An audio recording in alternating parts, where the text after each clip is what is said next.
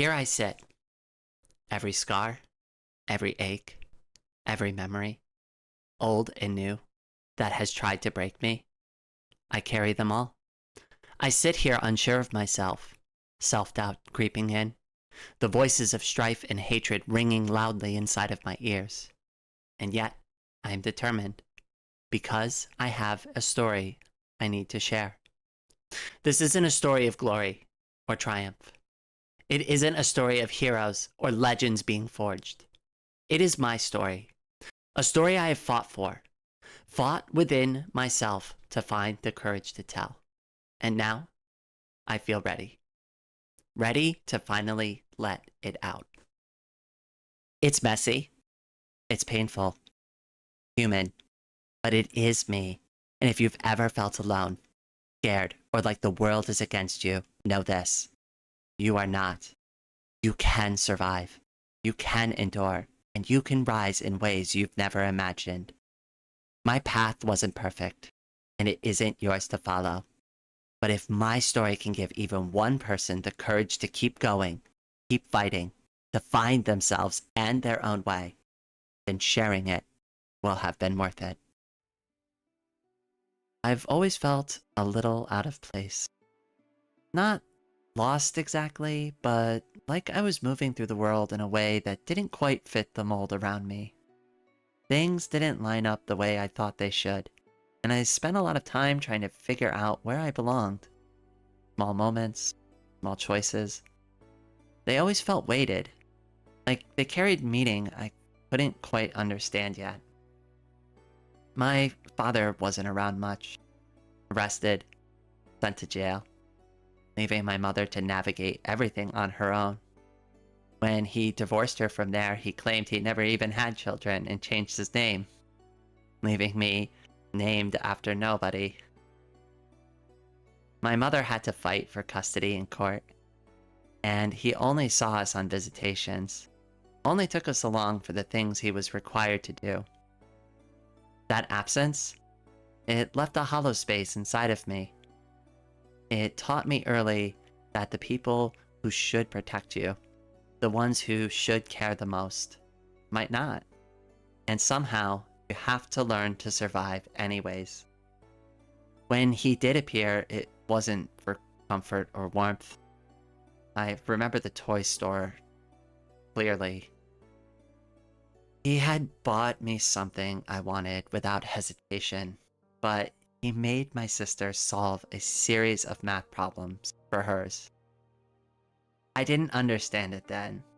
The lesson it carried about trust and help, that even acts of kindness could be conditional, and accepting them might come with hidden rules. It planted something subtle, but lasting, about being wary, about guarding yourself even when you didn't want to. Then came the diary. He found it. Read bits of it aloud sometimes, calling me girly boy, teasing me for the private thoughts I had trusted only to paper. Those pages were my small sanctuary, and suddenly they weren't safe anymore. It was humiliating, confusing. Taught me that parts of myself, the soft, tender, private parts of my life, weren't safe to show. I had to hide them, even from the people I thought I could trust. Growing up, I tried to understand relationships, tried to fit into the roles that never felt like me, pretending, lying to myself, shaping who I thought I was to match expectations I couldn't meet. And all of that, it pushed me towards the only path that I could see at that time, the military. To prove I was enough, to show I could endure, to be recognized, to be seen, to carve a place where I might finally belong. I ran to the Marines hoping to escape the weight I carried in a different form. Strength, endurance, that became my identity. Every day was a test, every task a proving ground. The world told me, never fail, Never surrender. Adapt and overcome. And I followed it. I executed every impossible order. I endured every punishing drill, every exhausting run, every countdown measured by seconds, trained by the numbers, pushed to act faster than I thought I could follow. I proved I could survive anything, and in the process, I buried the parts of me that wanted tenderness, softness, and hope. The days blurred together. Sweat, early mornings, screaming voices, relentless orders. I learned to hide what I felt, to ignore the corners of myself that still longed for comfort. Pain became familiar. Isolation became familiar. The drive to be worthy became my armor. But it was heavy, pressing down on every thought, every movement, every breath, every second ticking faster than I thought I could keep up. There was one day, a day I'll never forget. I had trained endlessly for final drill, poured everything I had into it, and then got sick with pneumonia. I couldn't go, and when the news hit, I broke. I sobbed. I cried like a little girl, helpless, frustrated with myself. All the effort, all the preparation, it all felt meaningless. But my senior drill instructor didn't see that. He pulled me up in front of a roughly 100 other recruits on the quarterdeck and tore into me. Made an example of me. The humiliation, sharp, inescapable.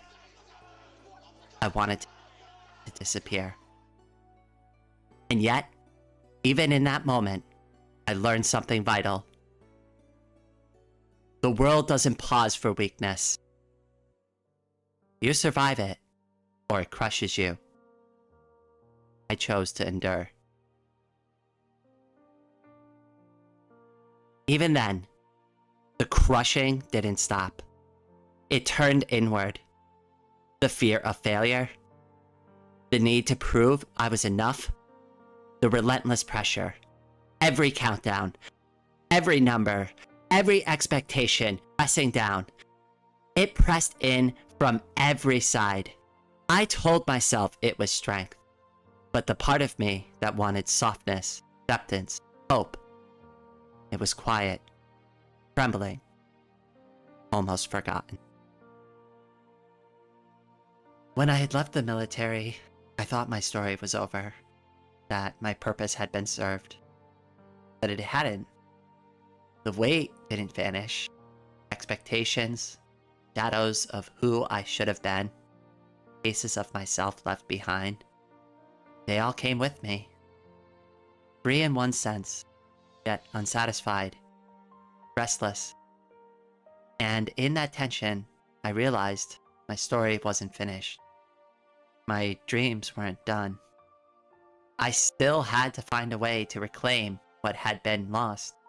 Try again, to make something of the pieces of myself I had carried through all of it. After leaving the military, 20 years stretched before me like an endless, empty road. I had no purpose, no real dreams. I did just enough to survive. Eat, sleep, keep my body functioning. But inside, I felt hollow. Life had become merely getting by, not truly living. Then, in September of 2022, everything changed. Around 5:30 in the morning, I was riding my bicycle unprotected when a pickup truck struck me from behind. I wasn't wearing a helmet. The impact broke my hips, my ribs, my foot, and caused internal bleeding. For a brief, terrifying moment, I honestly thought I had died. There was a strange acceptance in that thought, like the world had already ended for me. And then, fusion. as I woke up in the ICU, suspended somewhere between life and death, unsure of how much time had actually passed. The first time I opened my eyes, it felt as if I had been dead for 1,000 years. My body ached with every broken bone, but it was my throat that struck me most. So dry I could barely speak. It felt as if I had never drunk water once in my entire life. The air around me was thick, alien, overwhelming, and I felt utterly disconnected from everything I had known. Recovery was slow and punishing. Days bled together in the hospital, filled with surgeries, action, and hours of solitude. Almost no friends or family were there. Time alone forced me to confront how poorly I had been living. 20 years of aimless survival, of drifting without purpose. It became painfully clear that my life up to this point had been mismanaged, empty, and unsatisfying. I was forced to reckon with the truth that I had allowed myself to simply exist, rather than truly live. During one quiet moment in the hospital, a nurse came to check on me. She leaned down and said, "Accidents like this change people." I looked at her and I replied, "I don't feel any different." And at the time, I truly didn't. I was still broken, still trying to make sense of everything that had happened. I tried my best to learn how to recover, to walk again, but my injuries never fully allowed it. Chronic pain remained, and I had to rely on a wheelchair for most movement, only managing short distances with a cane. Time inside became my constant companion. Spent a lot of hours alone, staring at the ceiling, thinking about the life I had led, the dreams that I'd missed, and the ways I had survived without truly living. After leaving the hospital, confined mostly to my home, I found myself revisiting YouTube. I remember how I'd experimented with the channel years ago, one that had since been deleted, and I thought about the abandoned channel I still had. It had videos already made, though I had deleted all but two, the baby deer video and my Prius Prime no gas challenge, since that car had been totaled in an unrelated accident. Out of curiosity, I decided to dust off the channel, even though I wasn't really sure what I would do with it. That simple act of exploration marked the first small step towards something new, a way to occupy my mind, and a spark of possibility in an otherwise constrained, painful reality. Confined mostly to my home, recovering and reflecting, I began revisiting my abandoned YouTube channel. At first, it was just a curiosity, something to occupy my mind. I started slowly, making a few Linux-based videos, experimenting again with editing and voice. I played Voxel Libre for inspiration and relaxation, enjoying the sense of control and creation it gave me. Then, something unexpected happened. I was invited to make a video about a piece of Fediverse software called Sharky. Sharky was made by trans people, for trans people, and the moment I heard about it, I was captivated. My mind immediately thought of my sister, who had already come out as trans, and I wanted to support her and understand the world she was navigating. I jumped at the chance to create a video, even though I hadn't considered any of this for myself. After sharing it, I was invited to make a Sharky account. That's when I first stepped into the trans community on social media. It was a space filled with humor, creativity, and shared experiences that resonated with me in ways that I hadn't realized I was craving. Through Sharky, I met artists and creators I had never encountered before. One in particular, a stranger named Leon, drew a picture of her avatar hugging a cute trans heart. Seeing that drawing lit something inside of me. I wanted to create too. I started learning to draw myself, focusing mostly on anime characters. Ironically, almost always female. I had drawn one cisgender version of myself, and it felt wrong. Over time, exposure to the community, the jokes, the memes, the discussions, slowly chipped away at the walls that I had built around myself. I began asking questions and exploring what resonated with me, even if I hadn't fully understood it yet. The moment that truly broke the egg for me came unexpectedly. To celebrate growing my channel from a few hundred followers to almost 1,000, I decided to make a drawing. Instead of using my usual numbers can be fun robot avatar or my male anime character, I chose Ame-chan from Needy Streamer Overload because, like her, I was also a live streamer. I showed the drawing to a friend, explaining the premise, and they said, "Wow, that's a great drawing, but why are you a chick?" Instead of anger or denial, my head exploded. That simple question reverberated through me, almost like the cliche ringing in my ears. Why are you a chick? It hit me harder than anything I had experienced before, and I couldn't ignore it. Slowly, I began noticing subtle truths I had buried. Habits I had clung to in order to appear masculine started to unravel. I realized I didn't really like beef jerky, and sweet things weren't as foreign to me as I convinced myself.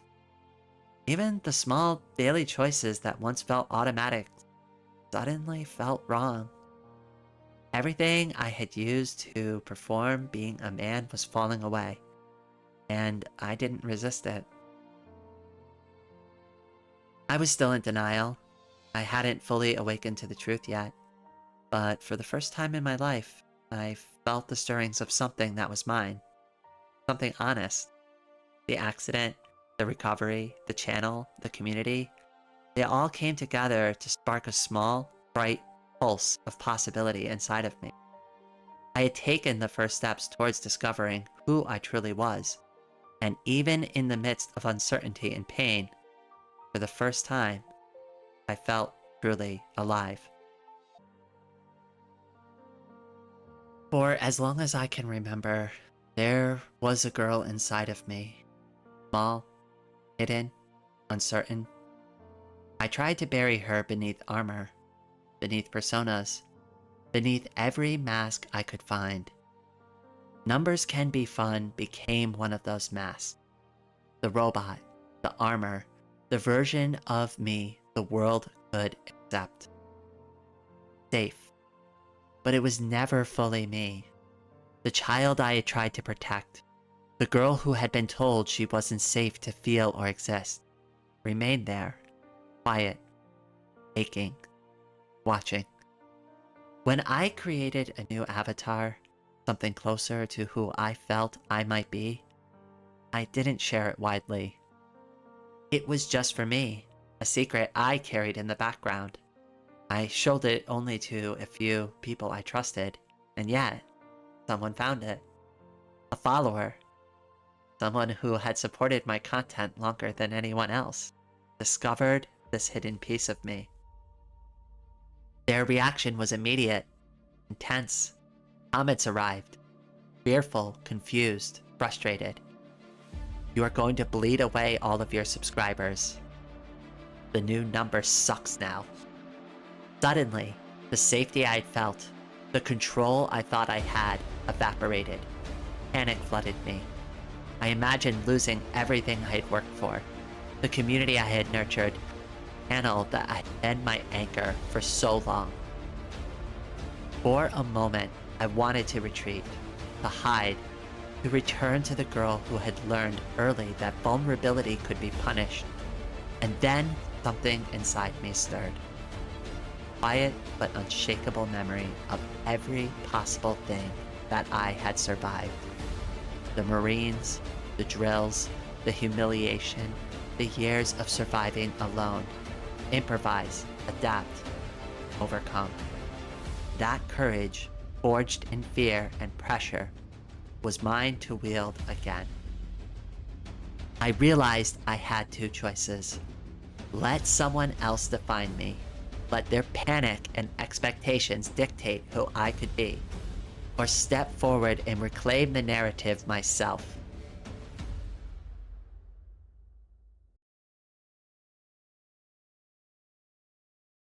I chose the latter. I made my transition video. I told everyone the truth. I am no longer numbers can be fun. I am Rain. The past remains. The memories remain. Even the child I once was remains. But now she has space to breathe, to exist openly. I am still here, still learning, still human. The fear didn't vanish. Doubt still whispers, reminding me of the girl who had to hide, the persona I built to survive. But support came too. Friends, viewers, the trans community, they embraced me. They reminded me that courage has its reward, that being seen as your true self can inspire others, that authenticity resonates more deeply than any mask ever could. My channel grew past 1K subscribers, nearly replacing those who left with people who celebrated me. But more importantly, I had reclaimed myself. Even now, the journey isn't over. I still wrestle with self-love, acceptance, and giving myself grace. I may have come this far, but there is still work to do, and that is exactly why I built Rain's Refuge. A safe haven for anyone who wants to try being themselves without fear. Don't wait for nearly 10 tons of literal wake-up call to hit you. You don't have to walk my path. You don't have to endure the mistakes or the struggles I did. You can empower yourself right now. You can take small steps towards the life that's truly yours. This is my story up to this moment. The scars remain. The lessons remain. The memories remain, but so does hope. And hope, I have learned, can carry you further than fear ever could. You don't have to be perfect. You don't have to be done. You just need to be brave enough to take the first step. And here in this community and this space, you can start. You are not alone.